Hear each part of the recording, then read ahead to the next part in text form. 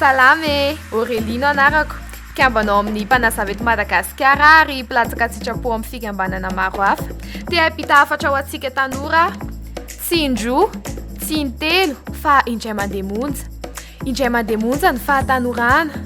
Fotoana iray lehibe indrindra ahafahana manorotra ny hoavy ny fiainana rehetra ao aoriana io. Maro aneny tombontsoa miandry ary tsy vitsy ireo sehatra misokatra ho antsika tanora ahafahana andaniana fotoana e.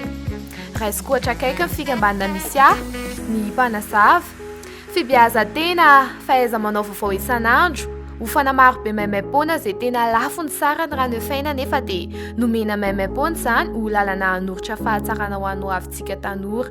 Tadidio koa nefa Andriamatoa Andry Rajoelina filoham-pirenena malagasy dia tao anatin'ny fahatanorana nananganan'ny orinasany e. Sombiny ihany anefa izany fa mbola marobe tsy voatanisa ny sehatra afaka hirontsahantsika. Kajo ny fotoana. Maro amintsika ny mbola variana, manjeny ny andro lava ka tsy mikajy ny fotoana ananana. Ray minitra very tsy azo tratrarina intsony anefa ray minitra dia afaka hanova ny fiainana manontolo. Marina fa tsy tompon'ny fotoana isika, nefa kosa nomena fahafahana hampiasa azy. Tsy voavidin'ny volantsika ny fotoana nefa afaka mampiditra vola ho antsika. Koa inona no andrasana? Ndao ampiasaina amin'ny tsara sy amin'ny tokony ho izy ny fotoana ananantsika. Ndao alamina, ndao ahodina, ndao trandrahana. Antsoavo antsika tanora, andao araraotiny izao fotoana ananantsika izao milana marika tsara ho an'ny taranaka sy ny hoavintsika. Mandraisa andraikitra fa tena ilaina ianao.